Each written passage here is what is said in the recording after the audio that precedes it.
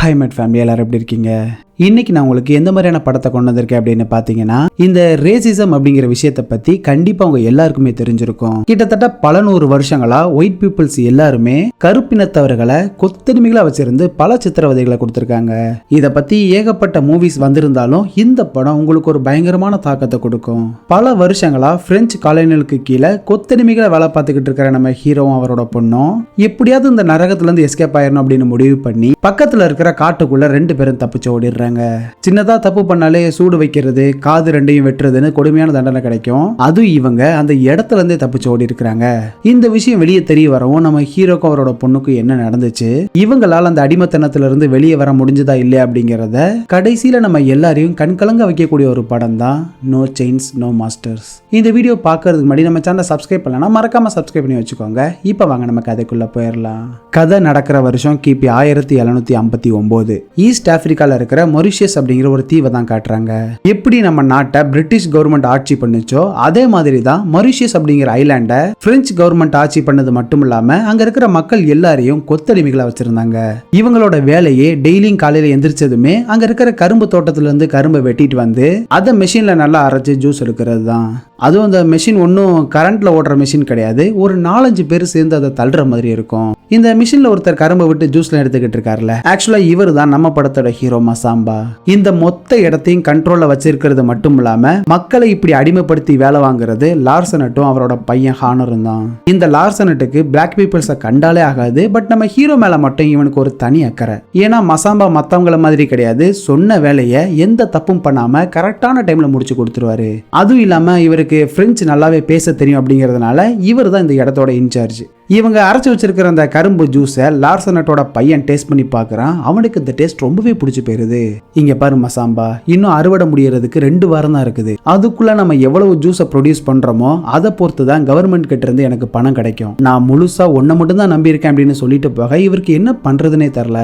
நம்ம கூடவே இருந்துட்டு இப்படி நமக்கு துரோகம் பண்ற மாதிரி அந்த வெள்ளைக்காரனுக்காக வேலை பார்க்கறே அப்படின்னு சொல்லி இவங்க எல்லாருக்கும் நம்ம ஹீரோ மேல பயங்கர கோவம். இவர் எதுக்காக இப்படி இருக்காருன்னு தெரியுமா? எல்லாம் இவரோட ஒரே பொண்ணு மட்டிக்காக தான். ஹீரோக்கு அவர் பொண்ணு தான் எல்லாமே. நம்ம எவ்வளவு கஷ்டப்பட்டாலும் பரவாயில்ல, பொண்ணை பத்திரமா பாத்துக்கணும் அப்படின்னு தான் இந்த வெள்ளைக்காரங்க சொல்றத அப்படியே கேட்டு நடந்துக்கிறாரு.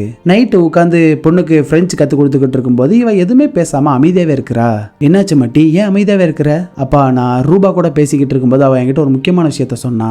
இந்த காட்டு வழியா தப்பிச்சு போனோம் அப்படின்னா கரெக்டா தென்மேற்கு திசையில ஃபிபோமி அப்படிங்கிற ஒரு பிளேஸ் இருக்குது. அங்க மட்டும் போயிட்டோம்னா கண்டிப்பா நம்ம சேஃப் தான். வாங்கப்பா, நம்ம உடனே எஸ்கேப் ஆகி ஓடிடலாம். என்ன விளையாடுறியா நீ சொல்ற மாதிரி ஒரு இடம் நிஜத்திலே கிடையாது. நிறைய பேர் அந்த இடத்த தேடி போறோம்னு சொல்லி காணாம போயிருக்காங்க. நிறைய பேர் இறந்தும் போயிருக்காங்க. சோ இந்த தப்பிச்சு போறேன் அப்படிங்கிற பேச்சை இதோட மறந்துரு அப்படின்னு அவங்க பேசிக்கிட்டு இருக்கும்போது வெளியே ஒரு வயசு பொண்ணை ஒருத்தன் தர இங்க இழுத்துட்டு போறத பார்க்கவும் இவருக்கு ரொம்பவே கஷ்டமா போயிருது. இவங்களா பார்த்து ரிலீஸ் பண்ற வரைக்கும் நாம அடிமையா வேலை பார்த்து தான் ஆகணும். சப்போஸ் இந்த இடத்துல இருந்து எஸ்கேப் ஆக ட்ரை பண்ணோம் அப்படின்னா பனிஷ்மெண்ட் பயங்கர கடுமையா இருக்கும். அப்படித்தான் நேற்று நைட்டு புருஷ முன்னாடி 2 பேர் எஸ்கேப் ஆக ட்ரை பண்ணிருப்பாங்க போல. தெரியாதரமா இவங்க கிட்ட மாட்டிக்கிறாங்க. இந்த மாதிரி எஸ்கேப் ஆகணும்னு ட்ரை பண்றவங்களுக்காக மொத்தமா 3 ரூல்ஸ் இருக்குது. அதுல முதல் ரூல் என்ன அப்படின்னா, ஃபர்ஸ்ட் டைம் எஸ்கேப் ஆகணும் அப்படின்னு ட்ரை பண்ணாங்கன்னா அவங்களோட முதுகுல இந்த மாதிரி ஒரு ஃப்ளவர் டிசைன்ல சூடு வைப்பாங்க. 2வது டைம் ட்ரை பண்ணாங்க அப்படின்னா அவங்களோட 2 காதையும் அப்புறம் கால்களோட பின்புறத்துல இருக்கிற அந்த நரம்பையும் கட் பண்ணிடுவாங்க. இதே 3வது டைம் ட்ரை பண்ணா டைரக்டா டெத் தான். இந்த லேடிக்கு இது ஃபர்ஸ்ட் டைம் அப்படிங்கறதுனால முதுகுல சூடு மட்டும் வைக்கிறாங்க. பட் இவரோட ஹஸ்பண்டுக்கு இது செகண்ட் டைம் அப்படிங்கறதுனால 2 காதையும் அறுத்து எடுக்கிறது மட்டும் இல்லாம காலோட நரம்பியை வெட்டிடுறாங்க. வழியில அவங்க கதறத பார்த்து வேற யாருமே இதை பண்றதுக்கு யோசிக்கணும் அப்படின்னு ஊர் மக்கள் எல்லாரும் முன்னாடி தான் இந்த தண்டனையே நடக்குது. பாவம், அதுலயும் இந்த பொண்ணு பிரெக்னெண்டா வேற இருப்பா. இந்த கொடுமையை எல்லாரும் பாக்குறாங்க. பட் இவங்களை எதிர்த்து யாராலையும் எதுவுமே பண்ண முடியாது. அன்னைக்கு நைட்டு திடீர்னு மட்டி ஒரு மாதிரி வினோதமா நடந்துக்கிறா. ஆக்சுவலா இவங்க எல்லாருமே இந்த ஆன்மா, கடவுள் இது எல்லாத்தையும் அதிகமா நம்புவாங்க. ஹீரோவோட ஒய்ஃப் கொஞ்சம் வருஷத்துக்கு முன்னாடி தான் இறந்து போயிருப்பாங்க போல. அவங்களோட ஆன்மா தான் பொண்ணு உடம்புக்குள்ள வந்திருக்கும் அப்படின்னு சொல்லி பொண்ணை சாந்தப்படுத்திக்கிட்டு இருக்க கொஞ்ச நேரத்துல இவ்வளவு நார்மல் ஆகிடுறா. அப்பா, இன்னும் எத்தனை நாளைக்கு தான் அப்படிங்கிறது கஷ்டப்பட போறோம்? நீங்க சொன்னா நம்ம மக்கள் எல்லாரும் அதை கேட்பாங்கப்பா. உங்ககிட்ட அந்த பவர் இருக்குது. உங்களால மட்டும்தான் இதுக்கு ஒரு தீர்வு கொண்டு வர முடியும். மட்டி, இந்த மாதிரி பேசுறத முதல்ல நிறுத்து. நாம தேவையில்லாம எதுவும் பண்ணி மாட்டிக்கிட்டோம்னா அப்புறம் பிரச்சனை இன்னும் பெருசாகிரும். முதல்ல நீ உங்களோட லாங்குவேஜை கத்துக்கோ. நான் இப்படி ஒழுங்கா நடந்துக்கிறதுனால தான் மற்றவங்களை பார்க்குற மாதிரி என்ன அவங்க பார்க்கல. நீ அவங்க சொல்றதை கேட்டு நடந்தாதான் உன்னை ரேப் பண்றதுல இருந்து உன்னால தப்பிக்க முடியும். என்னைக்காவது ஒரு நாள் கண்டிப்பா நமக்கும் விடுதலை கிடைக்கும். இன்னொரு முக்கியமான விஷயம், இனிமேல் உன் பேர் மட்டி இல்ல கொலட் அப்படின்னு சொல்லவும் அந்த பேர் இவளுக்கு சுத்தமா பிடிக்கவே இல்லை. அன்னைக்கு நைட் அவசரமா லாசனட் நம்ம ஹீரோ பார்க்க வர சொல்லி கூப்பிட இவர் உடனே கிளம்பி அங்க போனா வாசல்ல 2 பேர் நின்னு இந்த தூசியை தட்டுற மாதிரி இவர் மேல தட்டி சுத்தம் பண்ணிட்டு தான் வீட்டுக்குள்ளே விடுறாங்க. உள்ள போய் பார்த்தா அங்க கவர்னரும் அவரோட பையனும் வந்திருக்காங்க. சார், நான் சொன்னேன்ல மசாம்பா, அது இவன் தான். ஓ, நீ தான் எங்க லாங்குவேஜை பேசுறவனா? லார்சனட் நிறைய சொன்னார் உன்னை பத்தி. சரி, உன்கிட்ட ஒரு கேள்வி கேட்கிறேன், அதுக்கு தெளிவா பதில் சொல்லணும், சரியா? உன்ன மாதிரியான பிளாக் பீப்புள்ஸை பத்தி நீ என்ன நினைக்கிற? நான் என்ன சார் நினைக்க போறேன்? எங்களை கடவுள் படைச்சதே உங்களை மாதிரி ஒயிட் பீப்புள்ஸுக்கு வேலை செய்யறதுக்கு தானே. பரவாயில்லையா, பயங்கரமான ஆள் தான் நீ. லார்சனட், எதுக்காக இப்படி ஒரு திறமசாலி ஃபீல்டில் வேலை செய்யணும்? பேசாம உங்களுக்கு சப்போர்ட்டா உங்க கூட வீட்டில் வச்சுக்க வேண்டியதானே? அதாவது சார், இந்த கரும்பு அறுவடை பண்றதுல ஒரு முக்கியமான ஆளு தான் மசாம்பா. இவன் ஒருத்தனுக்கு மட்டும்தான் யாரை எப்படி வேலை வாங்கணும் அப்படின்னு தெரியும். அதுவும் இல்லாம என்னோட தொழிலுக்கு இவன் ரொம்ப ரொம்ப முக்கியம். ஓ அப்படியா, சரி சரி. மசாம்பா, உங்ககிட்ட லாஸ்டா ஒரு கேள்வி கேட்கிறேன், கண்டிப்பா உனக்கு அது தெரிஞ்சிருக்கும். எதுக்காக உன்னோட ஆட்கள் எல்லாரும் இங்க இருந்து தப்பிச்சு ஓட ட்ரை பண்றாங்க? அதாவது சார், எனக்கு எதுவும் தெரியாது. அது எப்படி உனக்கு தெரியாம இருக்கும்? உன் மனசுல பட்டதை தைரியமா சொல்லு. சார், மேபி கஷ்டப்பட்டு உழைச்சும் சரியான சாப்பாடு மரியாதைலாம் கிடைக்காததுனால எல்லாரும் இங்க இருந்து தப்பிச்சு ஓடுறாங்கன்னு சொல்லி இவர் ஒரு முறைப்பாரு பாருங்க. இதை பார்த்ததும் கவர்னருக்கு சுள்ளுன்னு ஏறிடுது. எனது மரியாதை கொடுக்கணுமா? கொஞ்சம் விட்டா தலையில ஏறி ஆடுவீங்களே. உன்னெல்லாம் உள்ள விட்டதே தப்பு. என் கண்ணு முன்னாடியே நிக்காதுன்னு சொல்லி இவர் வெளியே துரத்தி விட்டுறாங்க. இந்த கூட்டத்திலேயே லார்சனட்டோட பையன் ஹானர் இருக்கான்ல, இவன் மட்டும்தான் கொஞ்சம் நல்லவன் போல. அவன் நம்ம ஹீரோக்கு சப்போர்ட் பண்ணி பேசுறான். நீங்க நினைக்கிற மாதிரி இவங்க அனிமல்ஸோ இல்ல வேற எதுவோ கிடையாது, அவங்களும் மனுஷங்க தான். இந்த பிளாக் பீப்புள்ஸுக்கு மத்தியில தான் நானும் வளர்ந்தேன். தம்பி சூப்பரா பேசுறானே. இங்க பாரு, அவங்க எல்லாரும் நம்ம சொசைட்டியோட அழுக்கு. அவங்கள தொட்டாலே நமக்கு வியாதி வந்துடும். சொல்றேன்னு தப்பா எடுத்துக்காதீங்க. அவங்கள ஒரு வியாதியா பாத்தீங்கன்னா அது உங்களோட முட்டாள்தனம் அப்படின்னு இவன் மூஞ்சில் அடிச்ச மாதிரி பேசவும் இவர் செம டென்ஷன் ஆகி, என்ன அப்பாவும் பையன் என்ன கூப்பிட்டு வச்சு அசிங்கப்படுத்துறீங்களா? நீங்க இப்ப ஓன் பண்ணி வச்சிருக்கிற லேண்ட் எதுவுமே உங்களோட சொந்த லேண்டு கிடையாது, அது உங்களுக்கு தெரியும்ல. நான் நினைச்சா உங்களோட பதவி லேண்டுன்னு எல்லாத்தையும் உங்கள்ட்ட இருந்து புடிங்க முடியும் அப்படின்னு பயங்கர கோவமா பேசிட்டு போக இவருக்கு என்ன பண்றதுன்னே தெரியல. அப்புறம் என்ன, என் பையன் தெரியாம பேசிட்டான் அப்படின்னு மன்னிப்பு கேட்டு ஒரு வழியை சமாளிச்சிடுறாரு. கவர்னர் அங்க இருந்து கிளம்புனதுமே பையனுக்கு அட்டிய பார்க்கணுமே. ஓ மனசுல நீ என்ன பெரிய இவன் நினைச்சுக்கிட்டு இருக்கியா?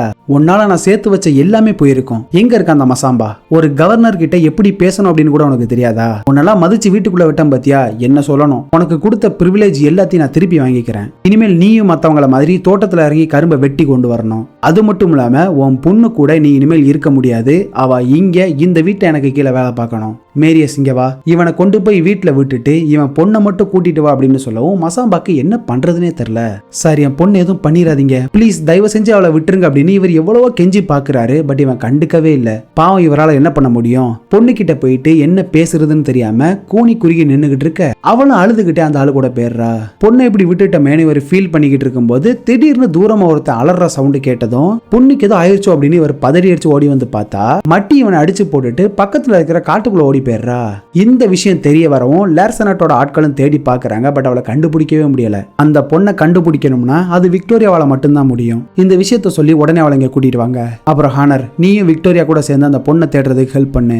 அவ மட்டும் கிடைக்கலனா அப்புறம் எல்லாமே நம்ம கையை விட்டு போயிடும். இது எல்லாத்தையும் கஷ்டப்பட்டு நான் உருவாக்கினேன். எனக்கு அப்புறம் இது உனக்கு தான் வந்து சேரணும். சோ சீக்கிரமே அந்த பொண்ணை கண்டுபிடிச்சு கூட்டிட்டு வா அப்படின்னு சொல்ல இவன் அதுக்கு சரின்னு ஒத்துக்கிறான். மட்டி எங்க போனா எங்க இருக்கான்னு தெரியாதுல்ல. சோ நம்ம ஹீரோவை கட்டி வச்சு பொண்ணு எங்க போயிருக்கா அப்படின்னு கேட்டு சாட்டையாலே அடி அடி நடிக்கிறாங்க.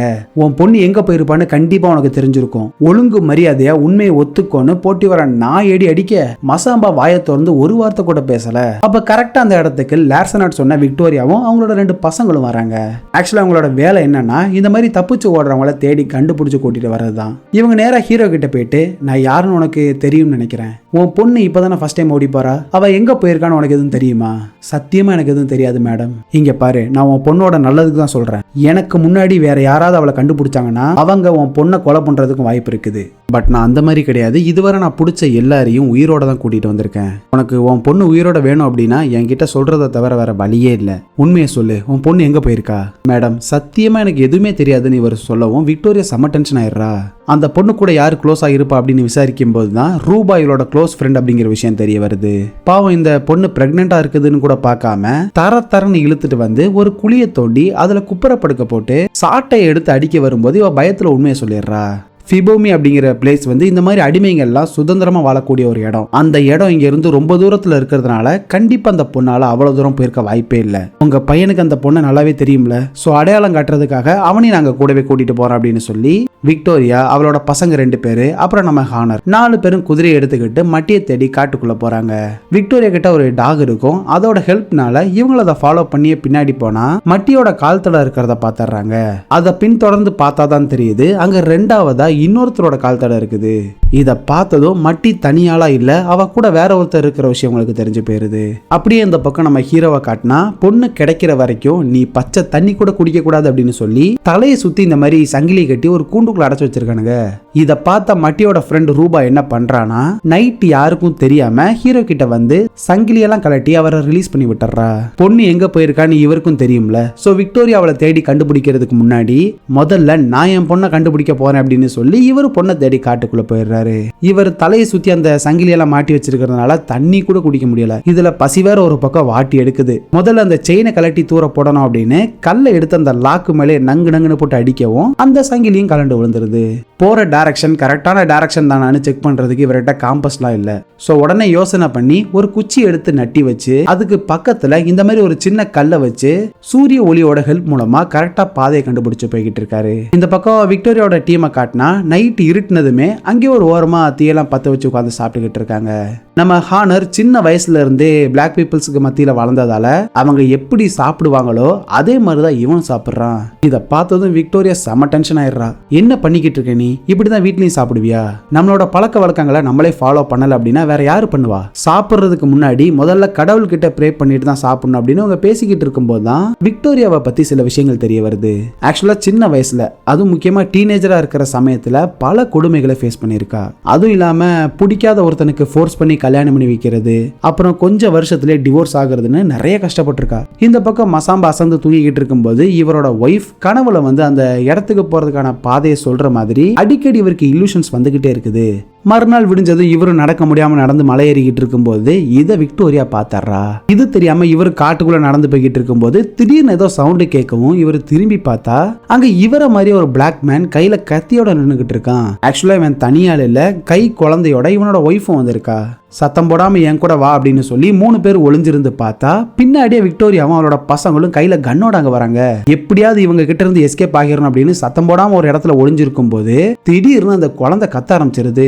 இந்த சவுண்டை கேட்டதும் கையில கன்னோட பின்னாடியே துரத்திக்கிட்டு வர மாட்டினா கண்டிப்பா நம்மள கொன்றுவாங்கன்னு இவங்க தலைதெறிக்க ஓடுறாங்க. இப்படியே எவ்வளவு நேரம் தான் தப்பிச்சு ஓட முடியும்? சோ நாம அவங்களை எதிர்த்து சண்டை போடணும் அப்படின்னு சொல்லி ஹீரோவோட கையில ஒரு கத்தியை கொடுக்கறான். இவருக்கு கொல்றதுல பெருசா விருப்பமே இல்ல, பட் இங்க இருந்து தப்பிக்கிறதுக்கு இந்த ஒரு வழிதான் இருக்குது. சோ வெறியோட கையில கத்தி எடுத்துக்கிட்டு ஓட விக்டோரியாவோட பசங்கள்ல ஒருத்தன் ஹீரோ கிட்ட வசமா மாட்டிக்கிறான். அவ்வளவுதான், ஹீரோ அவனை போட்டு தள்ளிடுவார் அப்படின்னு பார்த்தா கரெக்டா அந்த இடத்துக்கு நம்ம ஹானரும் வந்துடுறான். மசாம்பா, எதுக்காக இப்படி நடந்துக்கிற?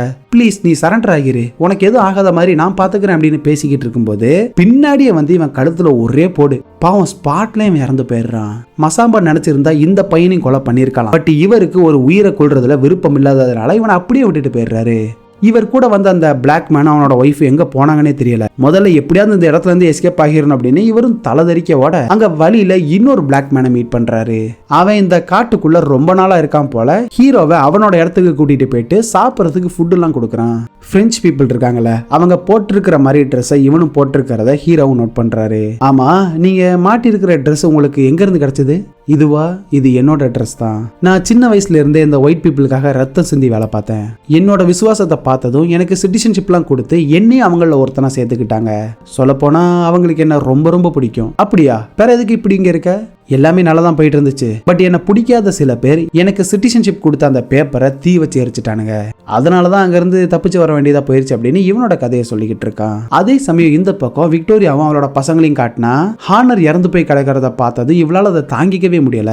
இவளோட பெரிய பையனா தானே மசாம்பா உயிரோட விட்டுருப்பாரு. சோ அவன் என்ன பண்றான் அப்படின்னா, எப்படி மசாம்பா என்ன மன்னிச்சு உயிரோட விட்டாரோ நம்மளும் அதே மாதிரி அவர் எதுவும் பண்ண வேண்டாம் அப்படின்னு சொல்லவும் இவளுக்கு என்ன பண்றதுன்னே தெரியல.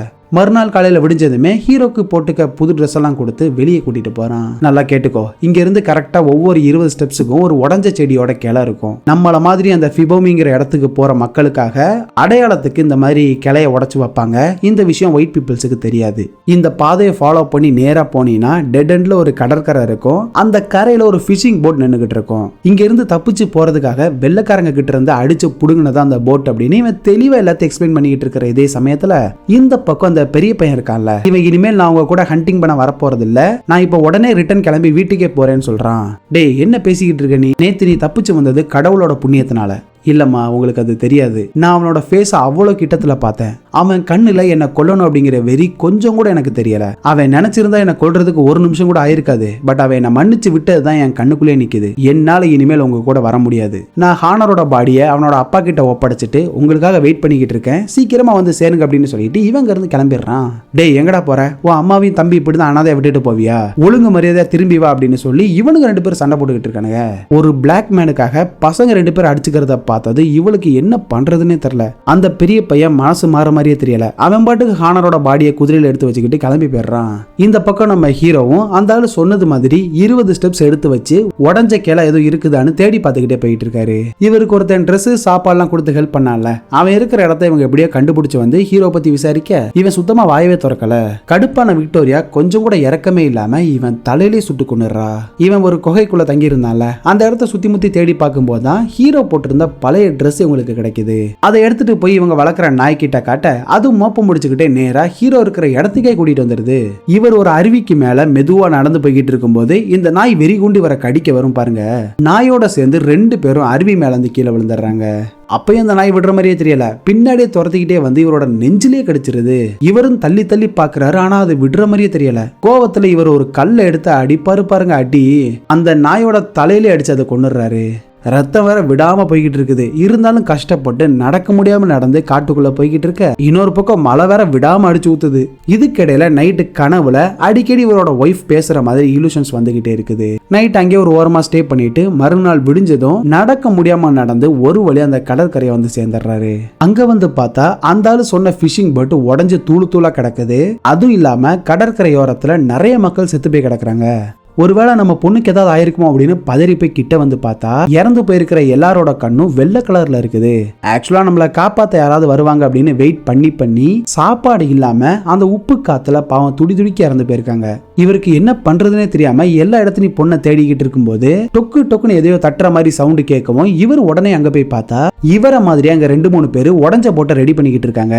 ரத்தம் வேற அதிகமா வெளியே போறதுனால இவரால சரியா நிக்க கூட முடியல. என் பொண்ணை தேடிதான் நான் இங்க வந்தேன், அவளை நீங்க யாராவது பாத்தீங்களா, பிளீஸ் அவ எங்க இருக்கான்னு சொல்லுங்கன்னு பாவம் கதறி கதறி அலறாரு.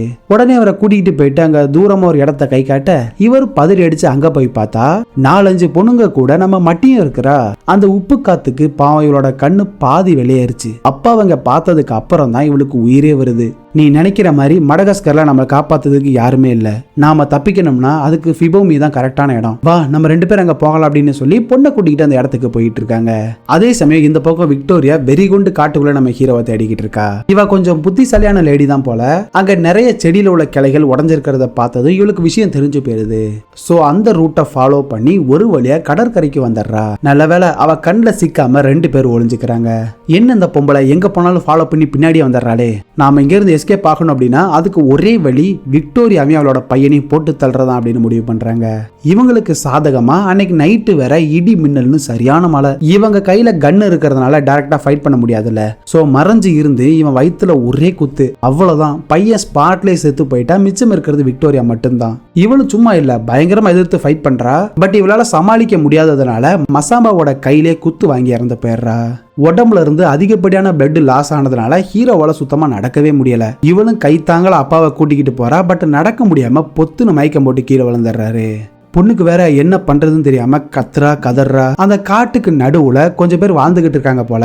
அவங்க தான் மசாம்பாக்கு ஹெல்ப் பண்ணி அவர் காயத்துக்கு மருந்தெல்லாம் போட்டு விடுறாங்க. கொஞ்ச நாளைக்கு அங்கேயே ஸ்டே பண்ணி நல்ல சாப்பாடு, இவங்களோட பழக்க வழக்கம்னு எல்லாத்தையும் தெரிஞ்சுக்கிறாங்க. ஒரு நாள் அந்த ஊர் மக்கள் எல்லாரும் உட்காந்து அவங்களோட பாஸ்ட பத்தி ஒவ்வொருத்தரா சொல்லிக்கிட்டு இருக்கும் போதுதான் மசாம்பா ஒரு முக்கியமான விஷயத்த சொல்றாரு. என் மனைவி கொஞ்சம் வருஷத்துக்கு முன்னாடி தான் இறந்து போனா, என்னால அடிமையாலாம் வாழ முடியாதுன்னு அவ தைரியமா அந்த ஒயிட் பீப்புள்ஸ் எதிர்த்து போராட்டம் பண்ணதுனால பாவம் கை காலெல்லாம் கட்டி உயிரோடைய கடற்குள்ள தூக்கி போட்டு கொண்டுட்டானுங்க. அவ சாகும்போது கூட ஒரு தைரியசாலியா தான் இறந்து போயிருக்கா அப்படின்னு ரொம்பவே ஃபீலிங்கா பேச மட்டியும் அவரோட அம்மாவை பத்தி சில விஷயங்களை சொல்றா.